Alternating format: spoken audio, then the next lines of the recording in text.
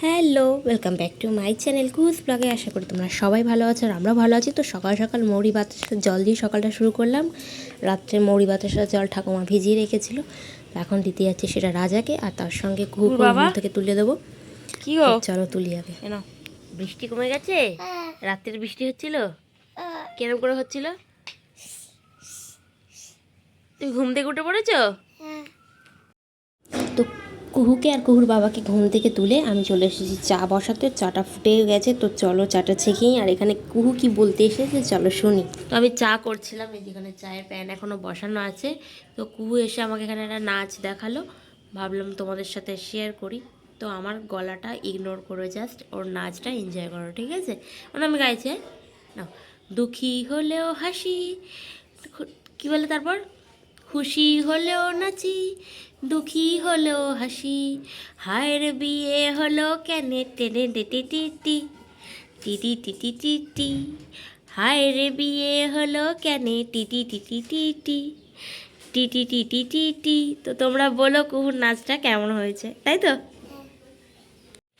গরম গরম চা রেডি, চা খেয়ে এবার ফুল দমে কাজে লাগতে হবে, কারণ আজকে বরমশাই টিফিনে ম্যাগি খাবে, তো ওনার জন্যই বানানো হলো।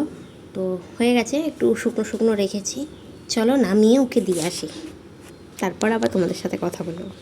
আমরা স্নান করে বেরিয়ে পড়েছি রাস্তায়, কারণ মা ফোন করে বললো মা আসছে এই বারোয়ারি তলার সামনেটা যেতে। তো আমি আর এই যে কুহু যাচ্ছি ওর দিদিকে আনতে। তো চলো দিদি আসুক, তারপর দেখাচ্ছি। কই দিদি? কোথায় দিদি? কোথায় দিদি? তো আমি এখানে রান্না বসছি, দেখো সয়াবিন আলুর তরকারি করব, আর তার সাথে করলা শাক বেগুন দিয়ে আর ঠামাকে ভেজে দেবো। তো চলো রান্নাটা করে নিই। তো আবার রান্নাবান্না করছিলাম, দেখলে তো তোমরা। তো আমি সয়াবিন আলুর তরকারিটা করে নামিয়েছি, তারপর মা বললো তুই যা ওদেরকে চান করাতে, আমি করে নেবো। তো মা মনে করলা শাকটা ভাজবে আর চাটনি করবে, আর কি করবে জানি না। তো এই যে আকিকে দেখো, স্নান করিয়ে দিয়েছি দুজনকেই, দুজনকে টিপ পরিয়ে দিয়েছি। কুহু গেছে বড়দির সাথে পুজো করতে, আর আখি এখানে আমার সাথে শুয়ে আছে।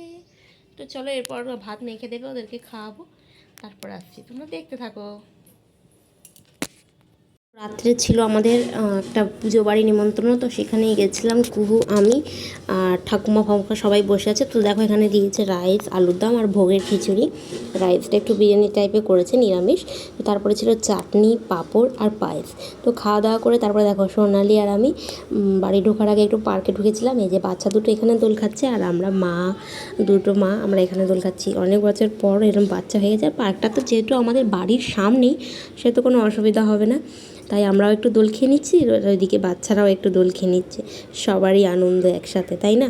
বাড়ি থেকে তো বেরোনো হয় না, সংসারে কাজের চাপে বাচ্চাদেরকে নিয়েও পার্কে আসা হয় না খুব একটা। বাড়ির সামনে হলে তো কী হয়েছে, সময়ের অভাব, সেই কারণে। তাই আজকে ভাবলাম বাড়ি ঢোকার আগে একটু ওদেরও পার্কে একটু ঘুরিয়ে দিই, তার সাথে আমরাও একটু পার্কে ঘুরে নিই। তো চলো আজকের ব্লগটা একটুখানি দেখা হবে অন্য কোনো ব্লগে। সবাই ভালো থেকো, সুস্থ থেকো।